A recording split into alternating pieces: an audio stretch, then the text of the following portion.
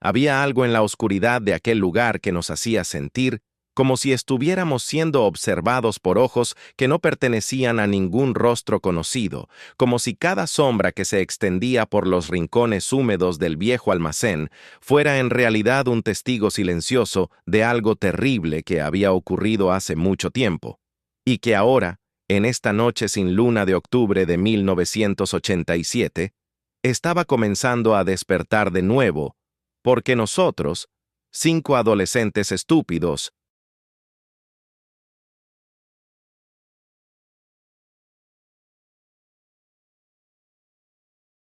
armados apenas con linternas de pilas gastadas y la arrogancia propia de quien nunca ha conocido el verdadero miedo, habíamos decidido entrar en el lugar exacto donde nadie en el pueblo se atrevía siquiera a mirar durante el día. Y lo peor de todo era que podíamos sentirlo, ese peso invisible en el pecho que te dice que algo fundamental está mal, que has cruzado una línea que no debías cruzar, pero ninguno de nosotros quería ser el primero en admitirlo, en decir en voz alta lo que todos sabíamos.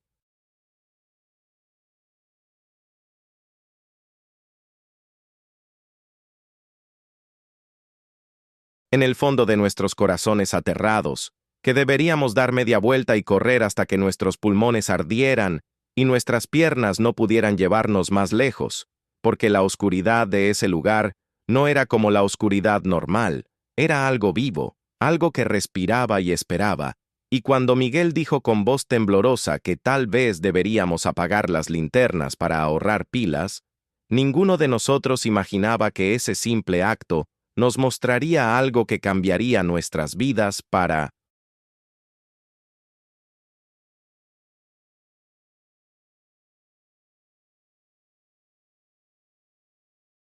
siempre, algo que nos perseguiría en sueños durante décadas, algo que nos obligaría a cargar con un secreto tan pesado que eventualmente destrozaría nuestra amistad y nos convertiría en extraños que se cruzan en la calle sin siquiera reconocerse. Porque hay cosas en este mundo que una vez vistas, no pueden ser olvidadas. Verdades que una vez conocidas, envenenan todo lo que tocas. Y esa noche, en ese almacén abandonado que alguna vez había sido una fábrica textil, donde 37 trabajadores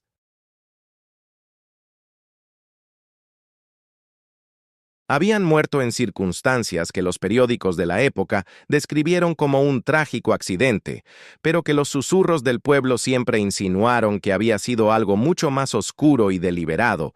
Nosotros estábamos a punto de convertirnos en los guardianes involuntarios de un horror que el tiempo había intentado enterrar, pero que nunca, nunca verdaderamente muere.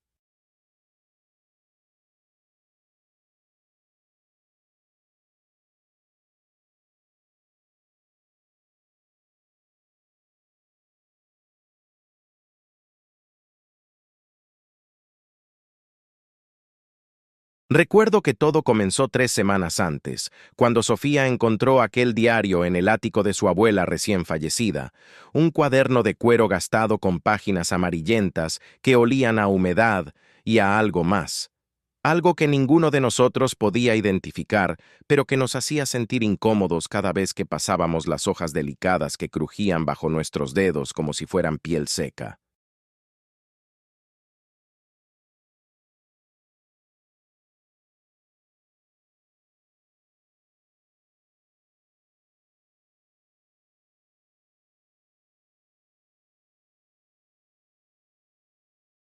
La abuela de Sofía había sido enfermera en el pueblo durante más de 50 años. Había atendido partos y muertes, había vendado heridas y sostenido manos temblorosas en los últimos momentos, y según Sofía, la anciana nunca había hablado mucho de su trabajo. Guardaba sus historias con el mismo celo con que un avaro guarda sus monedas de oro. Pero ese maldito diario que ahora Sofía sostenía entre sus manos, con una mezcla de fascinación y horror, contenía relatos que ninguno de Neidodens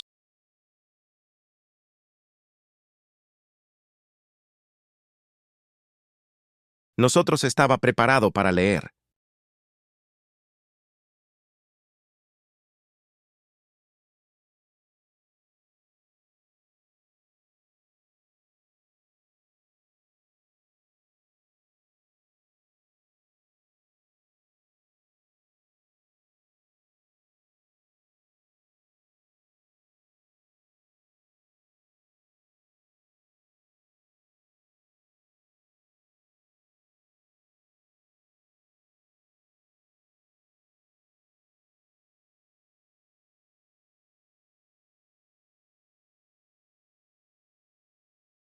Las primeras páginas eran bastante normales.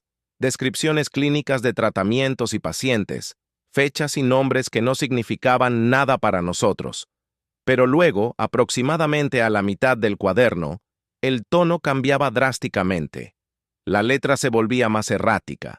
Las palabras empezaban a sangrar unas sobre otras, como si la mano que las escribía temblara incontrolablemente. Y allí, en esas páginas manchadas con algo que parecía café, pero que ninguno de nosotros quería examinar demasiado,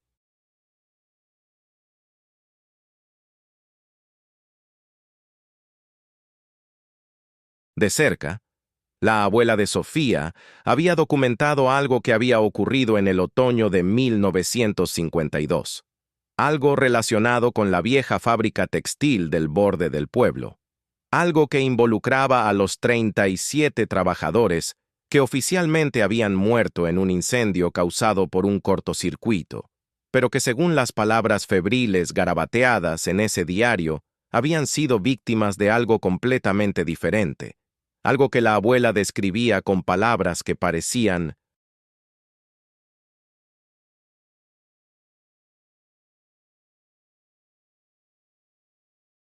arrancadas de una pesadilla, palabras como sacrificio y portal y hambre eterna.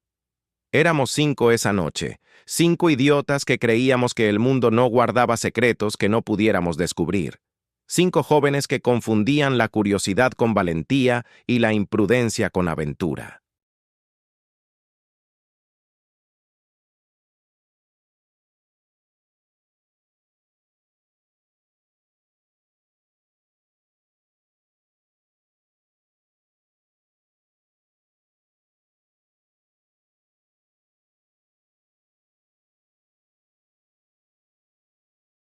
Estaba Sofía, por supuesto, con sus 16 años y su cabello negro recogido en una cola de caballo que se balanceaba cuando caminaba. Era ella quien había traído el diario y quien más insistía en que teníamos que investigar, que teníamos que descubrir si lo que su abuela había escrito era real o simplemente los delirios de una mente envejecida que confundía recuerdos con pesadillas.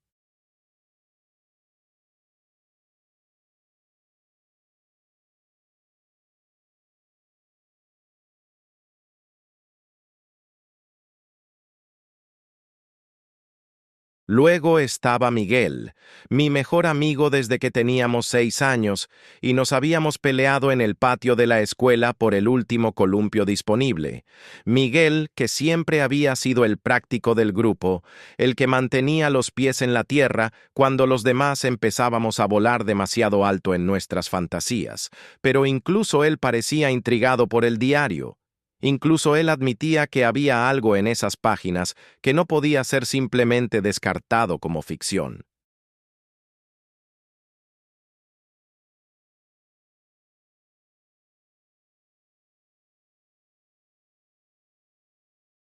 También estaba Carolina, la novia de Miguel, una chica callada con ojos que siempre parecían estar mirando algo que los demás no podíamos ver.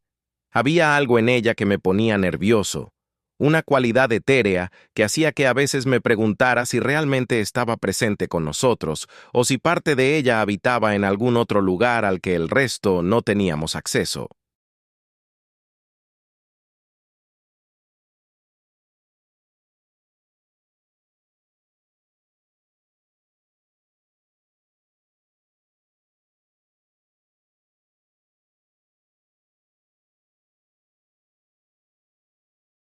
El cuarto era Javier, el payaso del grupo, siempre con una broma en los labios, incluso en los momentos más inapropiados. Era su manera de lidiar con la incomodidad, de mantener a raya los miedos que todos cargábamos, pero que rara vez admitíamos. Aunque esa noche incluso Javier parecía más serio de lo habitual, sus bromas sonaban forzadas, sus sonrisas no llegaban a sus ojos.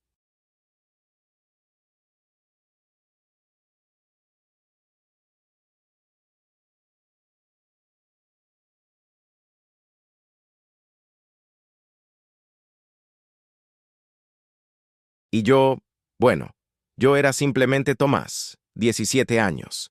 demasiado curioso para mi propio bien, con una fascinación enfermiza por lo macabro y lo inexplicable que me había llevado a coleccionar libros sobre fenómenos paranormales y crímenes sin resolver.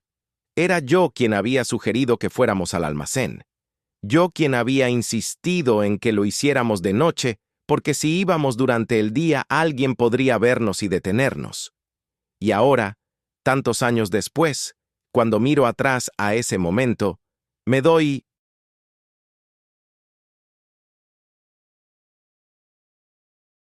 cuenta de que yo fui el verdadero responsable de lo que ocurrió. Yo fui quien abrió la puerta que debió permanecer cerrada para siempre.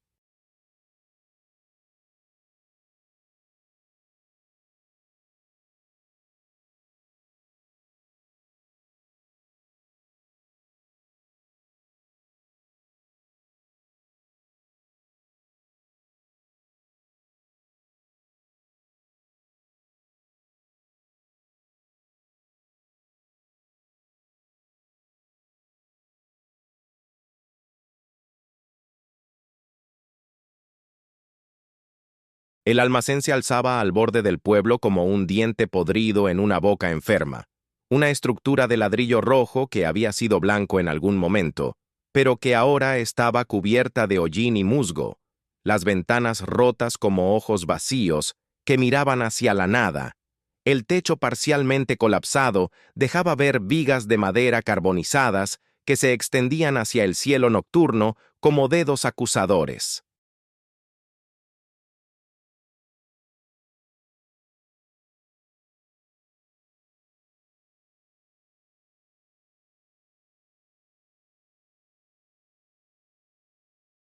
Habíamos llegado alrededor de las 11 de la noche, después de asegurarnos de que nuestros padres estuvieran dormidos. Cada uno de nosotros había salido de su casa por la ventana o la puerta trasera, moviéndonos por las calles vacías del pueblo, con el corazón latiendo tan fuerte que estábamos seguros de que alguien podría oírnos desde el interior de sus casas cerradas.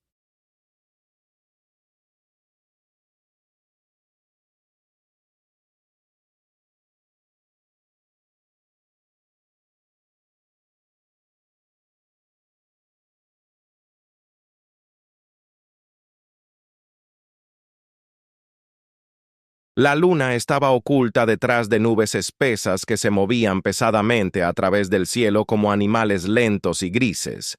El aire tenía ese olor particular del otoño avanzado, hojas muertas y tierra húmeda mezcladas con algo más, algo que no podíamos identificar, pero que nos hacía arrugar la nariz.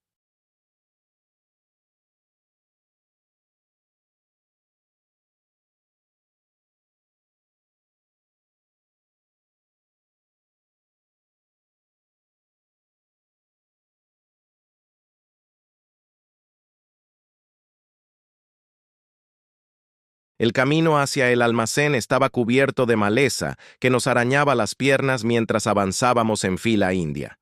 Miguel iba primero con su linterna iluminando el sendero.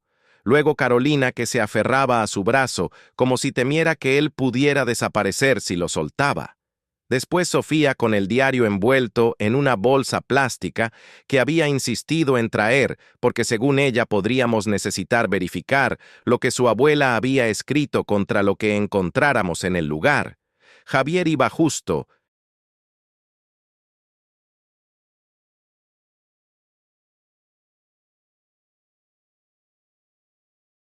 Delante de mí, haciendo comentarios en voz baja sobre zombies y fantasmas que nadie reía porque todos estábamos demasiado nerviosos para fingir que no sentíamos el peso opresivo de ese lugar incluso antes de entrar.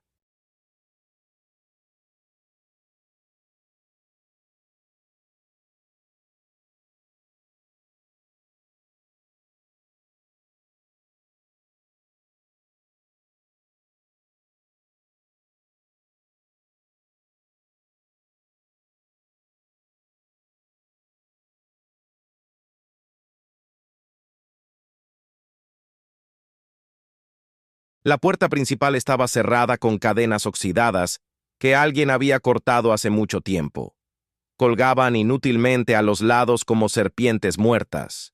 La puerta misma estaba entreabierta lo suficiente como para que pudiéramos colarnos uno por uno, y cuando Miguel la empujó, el sonido de las bisagras oxidadas protestando fue como un grito en la quietud de la noche, un sonido que hizo que todos nos congeláramos por un momento, conteniendo la respiración, esperando que alguien viniera a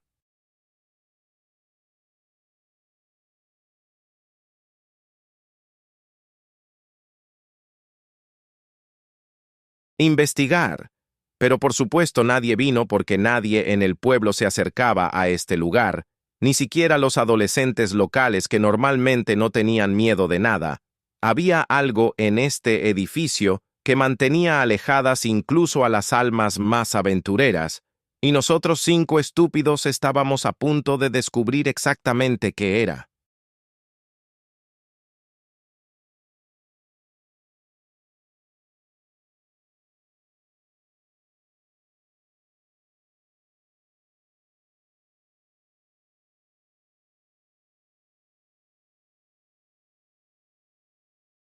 El interior olía a moho y a algo más, algo dulzón y enfermizo que me recordaba a flores muertas, dejadas demasiado tiempo en un florero. Las paredes estaban cubiertas de grafiti descolorido, nombres y fechas y obscenidades garabateadas por generaciones de jóvenes que habían sido lo suficientemente valientes como para entrar, pero no lo suficientemente estúpidos como para adentrarse demasiado en las profundidades del edificio.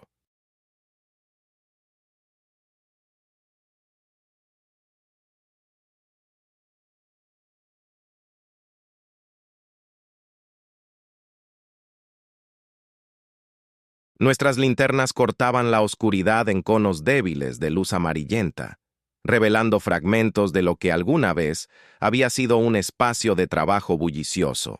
Telares rotos y oxidados se alzaban como esqueletos de animales prehistóricos. Rollos de tela podrida colgaban de ganchos en el techo goteante.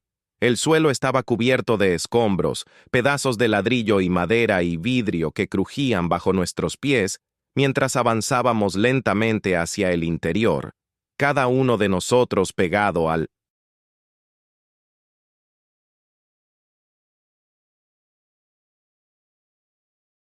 que iba delante porque la idea de separarnos incluso unos pocos metros parecía intolerable.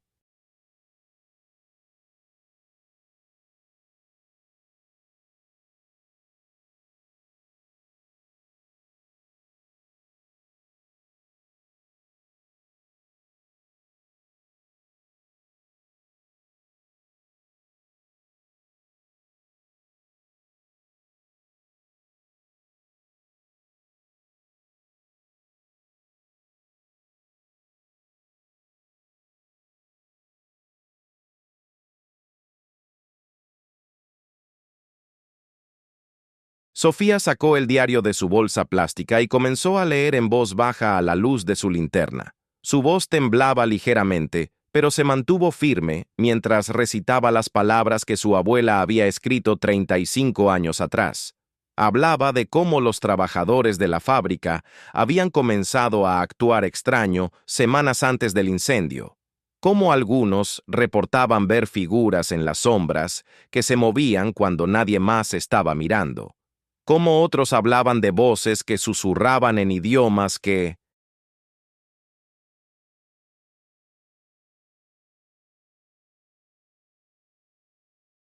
nadie podía entender, y cómo el capataz, un hombre llamado Esteban Villarreal, que según todos los registros había perecido en el incendio, había estado particularmente afectado, vagaba por la fábrica durante la noche hablando consigo mismo sobre puertas y umbrales y cosas que esperaban al otro lado.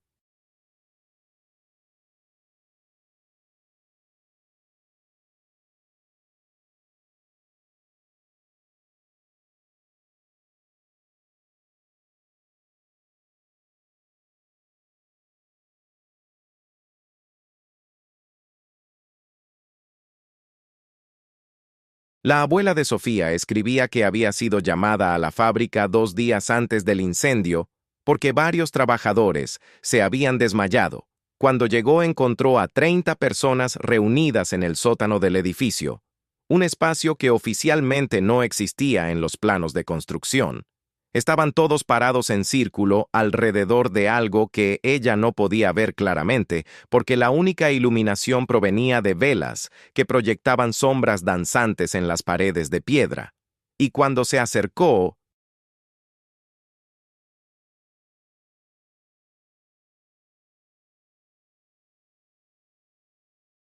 para ayudar a los que se habían desmayado, cuando finalmente pudo ver qué era lo que estaban mirando todos con esa expresión de fascinación y horror, casi se desmaya ella misma porque allí, en el centro del círculo, había un agujero en el suelo. No un agujero ordinario, sino algo que parecía absorber la luz misma.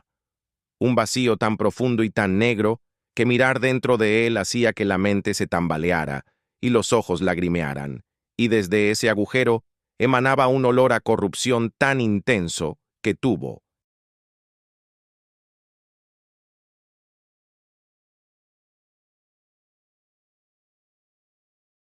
que cubrirse la boca con su delantal para no vomitar.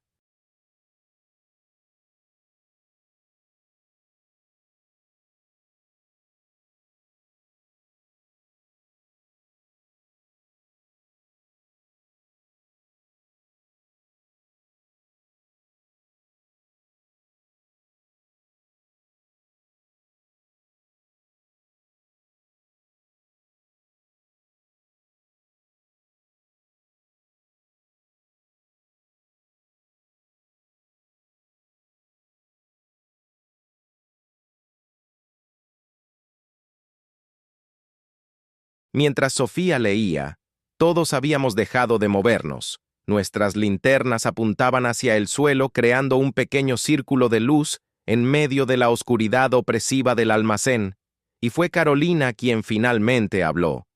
Su voz apenas un susurro que de alguna manera parecía resonar en el espacio vacío a nuestro alrededor, dijo que sentía algo, que había algo en este lugar que la estaba observando, que podía sentir ojos sobre su piel como insectos arrastrándose, y cuando todos dirigimos nuestras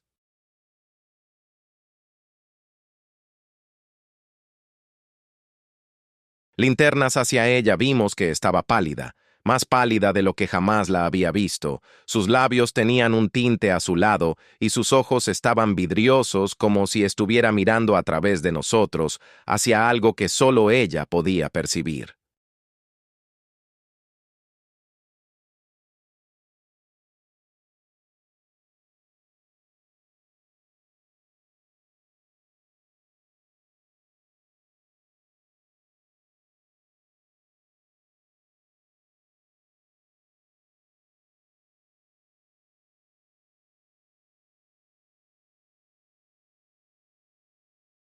Miguel la tomó por los hombros y la sacudió suavemente, preguntándole si estaba bien, si necesitaba salir, pero ella negó con la cabeza y dijo que estaba bien, que solo era su imaginación. Pero ninguno de nosotros la creímos, porque todos podíamos sentir lo mismo, esa sensación de ser observados, de que cada sombra podría contener algo que nos observaba con intención malévola, esperando el momento adecuado para mostrarse.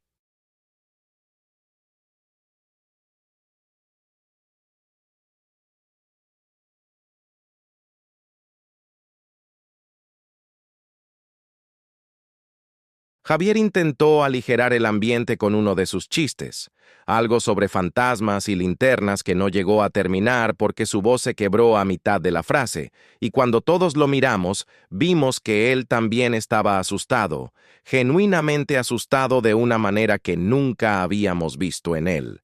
El payaso había dejado caer su máscara, y lo que quedaba debajo era un chico de 16 años que deseaba desesperadamente estar en cualquier otro lugar.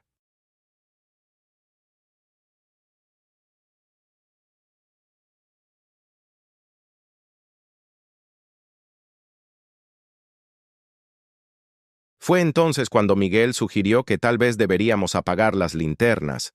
Dijo que estábamos gastando pilas innecesariamente y que si íbamos a explorar el lugar deberíamos ser más cuidadosos con nuestros recursos, pero todos sabíamos que esa no era la verdadera razón. La verdadera razón era que de alguna manera sentía que las linternas nos hacían más visibles, que al iluminar la oscuridad, estábamos llamando la atención sobre nosotros mismos. Y parte de él pensaba que si estábamos a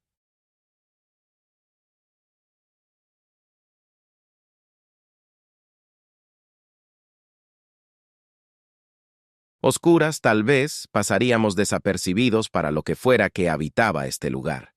Sofía protestó inmediatamente. Dijo que era una idea terrible, que sin luz no podríamos ver nada y que podríamos hacernos daño tropezando con los escombros. Pero Miguel insistió. Dijo que solo sería por un minuto, que solo quería ver si sus ojos se adaptaban a la oscuridad y tal vez podríamos ver mejor sin el resplandor artificial de las linternas cegándonos.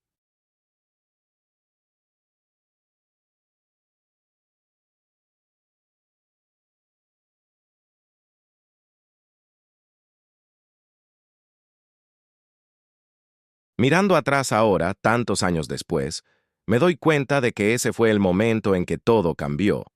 Ese fue el punto sin retorno del que nunca pudimos volver. Porque cuando apagamos nuestras linternas y la oscuridad nos envolvió como agua negra y fría, cuando nuestros ojos comenzaron lentamente a adaptarse a la ausencia de luz, vimos que el almacén no estaba completamente oscuro. Había algo que brillaba tenuemente en las profundidades del edificio, una fosforescencia verdosa que pulsaba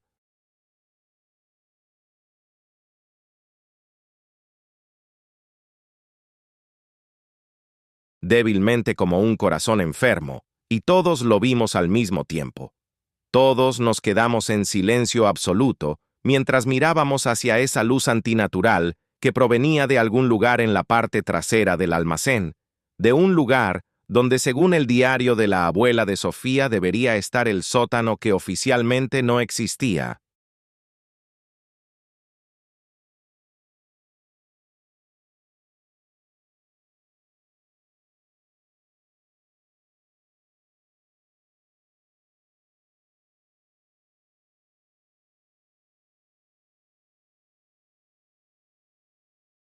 La luz no era constante.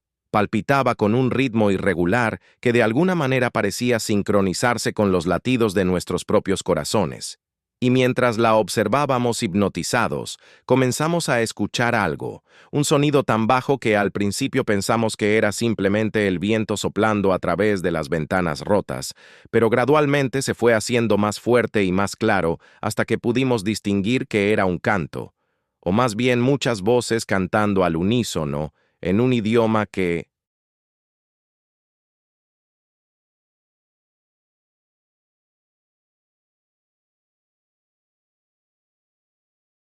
ninguno de nosotros reconocía, sílabas ásperas y guturales que se superponían unas sobre otras creando una cacofonía discordante que hacía que nuestros dientes dolieran y nuestros estómagos se retorcieran.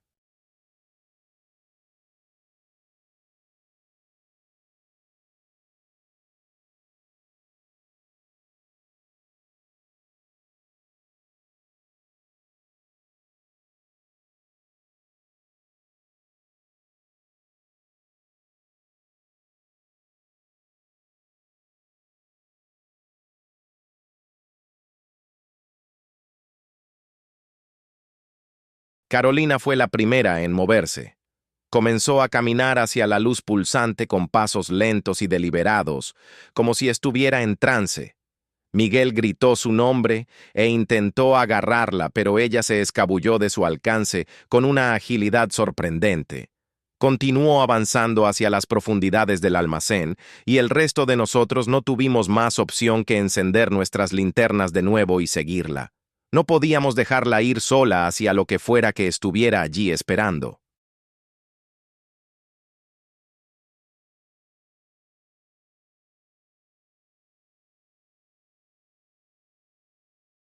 Nuestras linternas revelaron más del interior del almacén mientras corríamos detrás de Carolina. Vimos manchas en las paredes que parecían sangre vieja. Vimos símbolos grabados en la madera podrida, círculos concéntricos y líneas angulares que formaban patrones que dolían mirar, como si estuvieran diseñados específicamente para confundir la mente humana. Vimos huesos, pequeños huesos que podrían haber pertenecido a ratas o pájaros dispuestos en formaciones geométricas en el suelo. Y vimos algo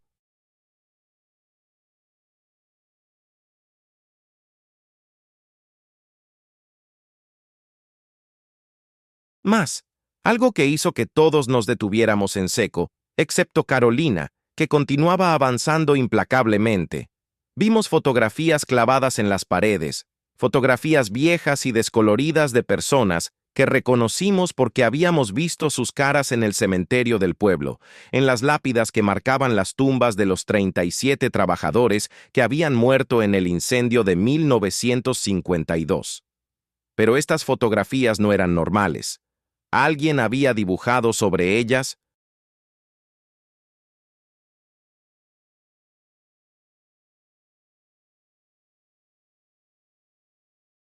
con tinta negra, había agregado símbolos a las caras. Había conectado los ojos con líneas que se extendían hacia los bordes de las fotografías, como si fueran hilos tirando de las almas de los muertos.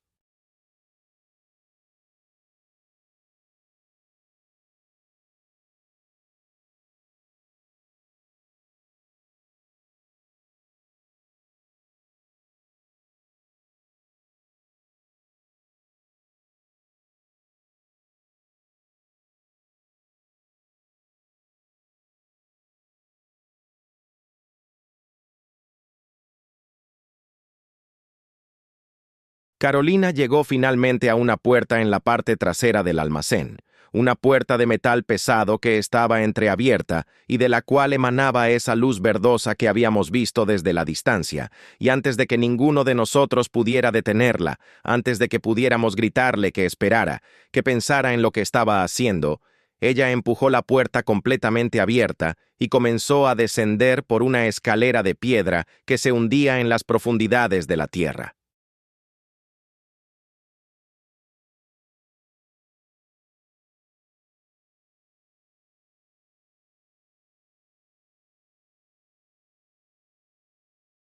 La luz pulsante era más fuerte aquí, y el canto también, las voces múltiples entrelazándose en una melodía que no debería existir, una melodía que de alguna manera era simultáneamente antigua y completamente ajena a cualquier tradición musical humana.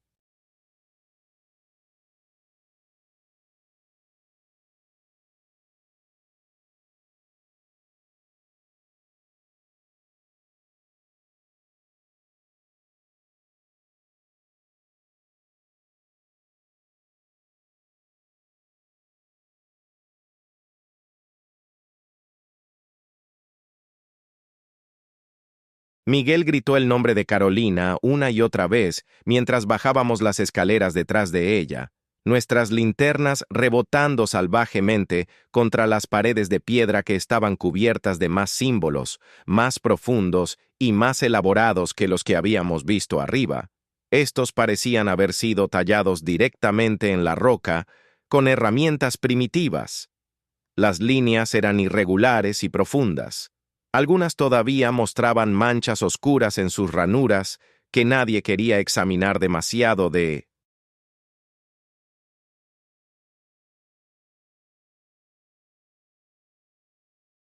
cerca.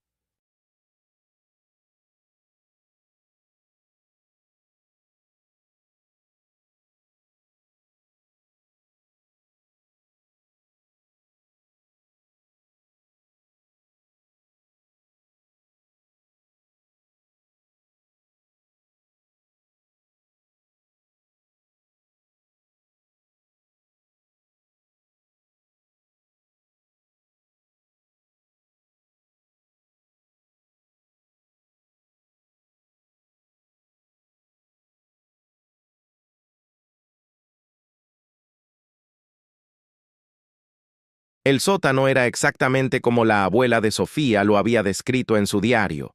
un espacio circular con techo abovedado, sostenido por columnas de piedra que no correspondían con ningún estilo arquitectónico que reconociéramos. Las paredes estaban forradas con nichos que contenían objetos que no podíamos identificar en la luz temblorosa de nuestras linternas, objetos que parecían orgánicos, pero que estaban fosilizados o preservados de alguna manera, formas retorcidas que podrían haber sido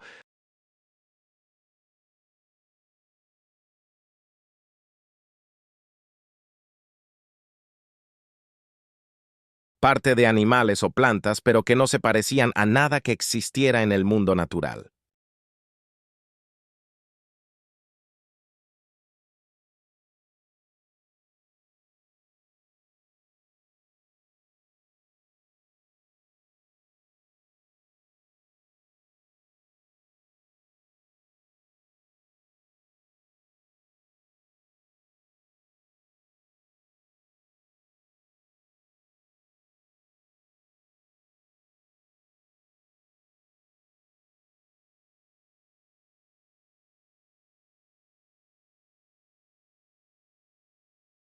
Y en el centro del espacio, exactamente donde la abuela de Sofía había descrito que estaba el agujero, había algo que al principio no pudimos comprender porque nuestras mentes se negaban a aceptar lo que nuestros ojos estaban viendo.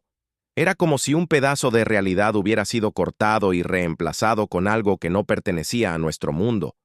Un vacío que no era simplemente la ausencia de luz, sino algo activo, algo que tiraba de nosotros, que nos llamaba con promesas de conocimiento y poder, y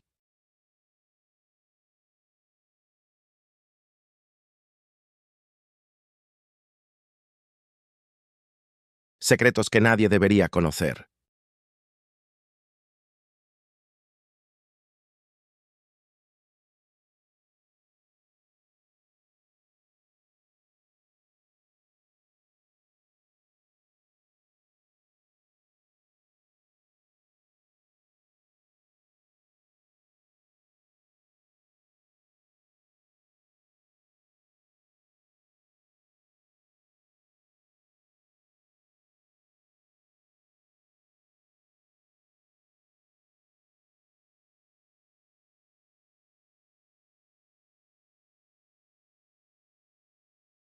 Carolina estaba parada al borde de ese vacío imposible, mirando hacia abajo con una expresión de fascinación absoluta, y cuando Miguel finalmente la alcanzó y trató de alejarla, ella se volvió hacia él y todos vimos que sus ojos ya no eran suyos. El blanco se había vuelto de un color amarillento enfermizo, y sus pupilas estaban dilatadas tan completamente que casi no quedaba iris visible.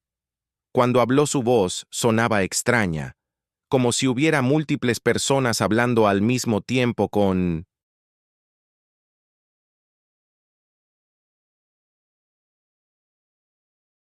diferentes tonos y cadencias. Dijo cosas que no tenían sentido. Hablaba de ciudades que nunca existieron y de dioses que murieron antes de que la humanidad naciera. Hablaba de un pacto que había sido hecho en este lugar 35 años atrás. Un pacto entre el capataz Esteban Villarreal y algo que vivía en las profundidades más allá del agujero, algo que había prometido poder y riqueza a cambio de alimentación, y los 37 trabajadores no habían muerto en un incendio accidental.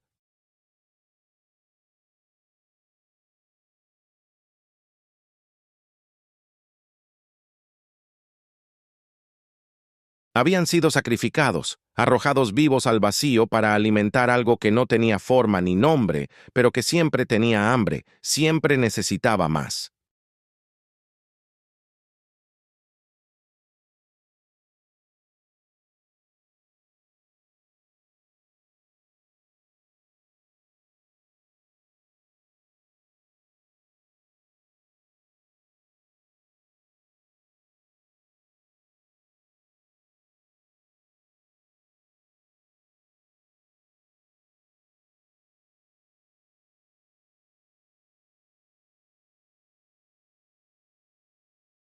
Sofía estaba llorando ahora, lágrimas corriendo por sus mejillas mientras leía el diario de su abuela a la luz temblorosa de su linterna. leyendo las páginas finales que ninguno de nosotros había visto antes, donde la anciana admitía que había estado presente esa noche, que había visto cómo los trabajadores eran arrojados uno por uno al agujero mientras el capataz cantaba en ese idioma imposible, y ella no había podido detenerlo, porque algo la había paralizado, algo que venía del agujero mismo.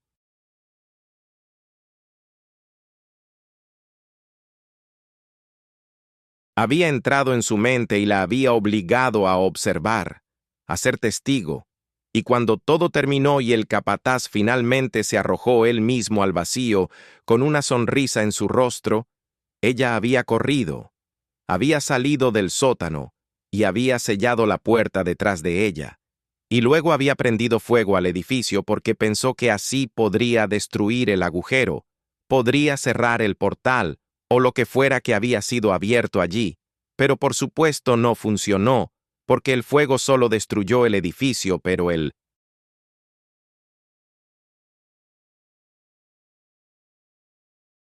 sótano permaneció intacto, escondido bajo tierra, esperando que alguien fuera lo suficientemente estúpido como para descenderlo de nuevo.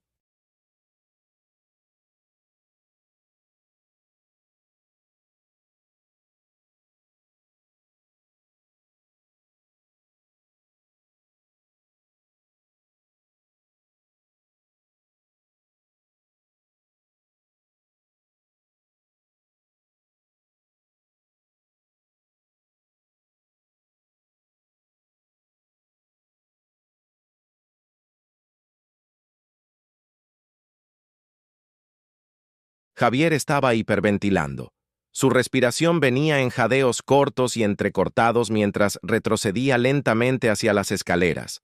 Murmuraba que teníamos que irnos, que teníamos que salir de allí inmediatamente, pero ninguno de nosotros podía moverse porque Carolina todavía estaba al borde del agujero y Miguel se negaba a dejarla, y yo, bueno, yo estaba paralizado por algo completamente diferente, porque había visto algo en las paredes del sótano, algo que me había hecho darme cuenta de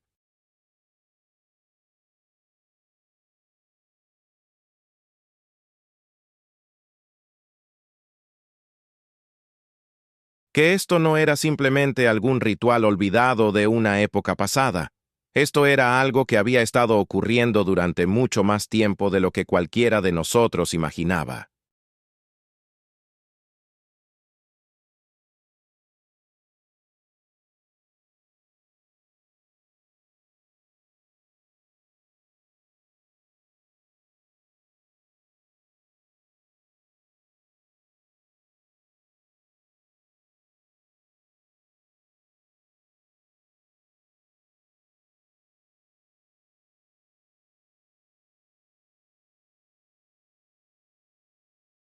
Las paredes estaban cubiertas de nombres tallados en la piedra. Cientos de nombres, tal vez miles, algunos tan antiguos que apenas eran legibles. Y junto a cada nombre había una fecha. Y cuando comencé a leerlos, me di cuenta de que se remontaban siglos atrás. Había nombres en español colonial, y antes de eso nombres que parecían ser de idiomas indígenas. Y me di cuenta con un horror creciente que este lugar, este sótano con su agujero imposible, había estado aquí mucho antes de que la fábrica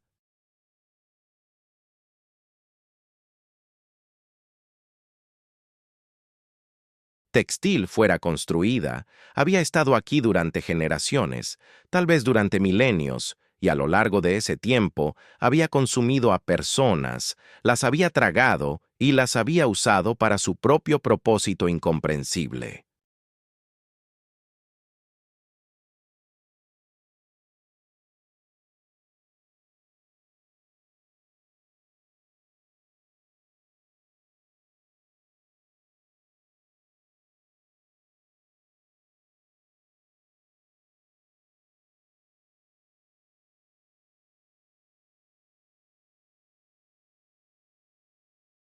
Fue entonces cuando escuchamos las voces nuevamente, Pero esta vez no venían del agujero, sino de arriba, de algún lugar en el almacén por encima de nosotros. Eran pasos pesados y arrastrados, como si múltiples personas estuvieran caminando con dificultad por el piso superior, y entre los pasos podíamos escuchar esas voces cantando la misma melodía discordante que habíamos escuchado antes. Pero ahora era más fuerte, más insistente, y se estaba acercando.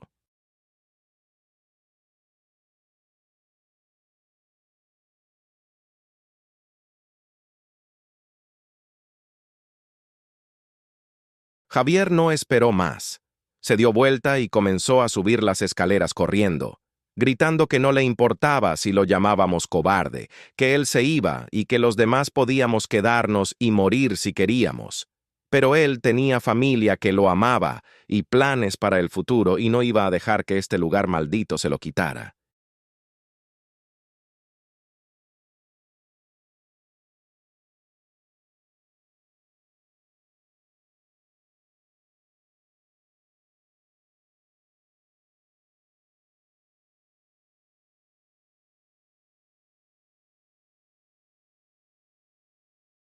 Su pánico fue contagioso. Sofía también comenzó a retroceder hacia las escaleras, todavía aferrando el diario de su abuela contra su pecho como si fuera un talismán protector.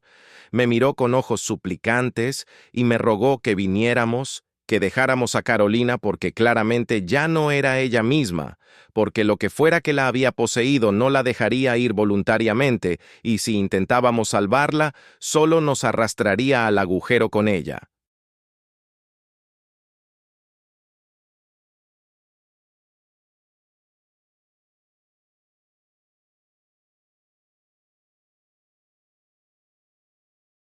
Pero Miguel no podía dejarla.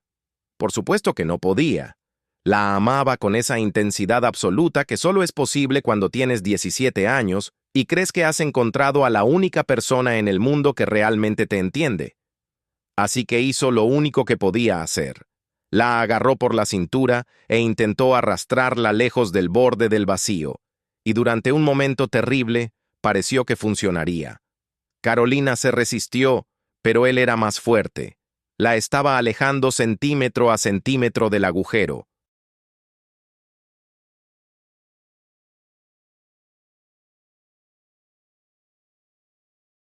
Pero entonces ella hizo algo que ninguno de nosotros esperaba, algo tan horrible que incluso ahora, décadas después, todavía me despierto en medio de la noche reviviendo ese momento. Ella se volvió hacia Miguel con esa sonrisa terrible en su rostro, esa sonrisa que no era suya sino de algo mucho más viejo y mucho más cruel, y con una fuerza que no debería haber sido posible para una chica de su tamaño. Lo empujó directamente hacia el agujero, y yo vi la expresión en el rostro de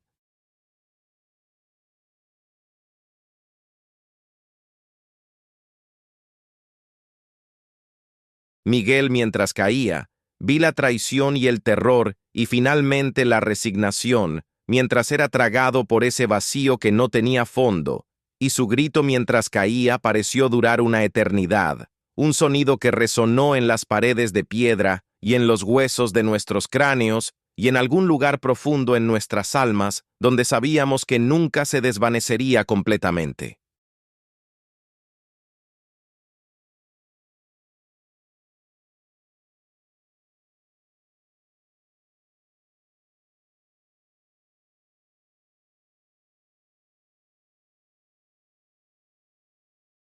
Sofía gritó y yo también. Creo que todos gritamos. Y Carolina simplemente se rió.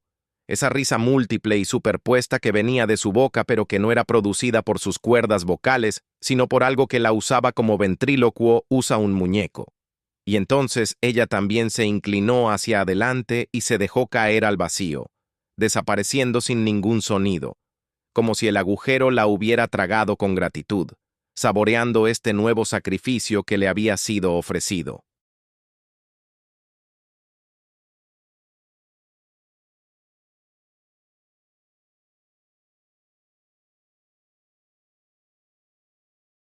Sofía me agarró el brazo con fuerza suficiente para dejar marcas que durarían días.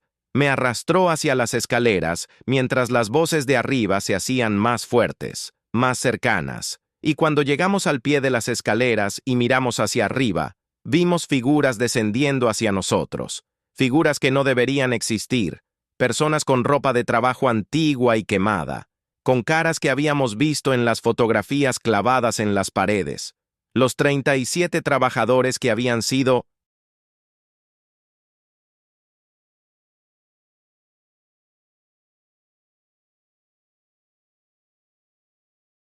sacrificados en 1952, pero ahora estaban de regreso de alguna manera, moviéndose con esa manera antinatural y tambaleante, sus ojos brillando con la misma luz verdosa que emanaba del agujero, y cuando abrieron sus bocas para cantar, vimos que sus lenguas se habían vuelto negras y sus dientes eran demasiado largos y demasiado afilados.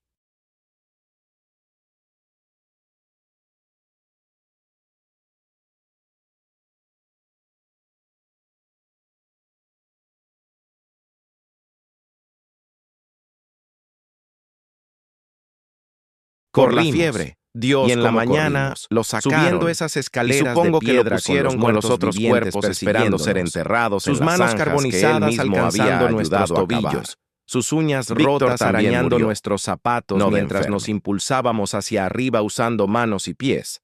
Sofía tropezó a mitad de camino y casi cae hacia atrás hacia las figuras que nos perseguían, pero logré agarrar su mano y tirar de ella hacia arriba, y finalmente alcanzamos la puerta de metal y la atravesamos corriendo, azotándola detrás.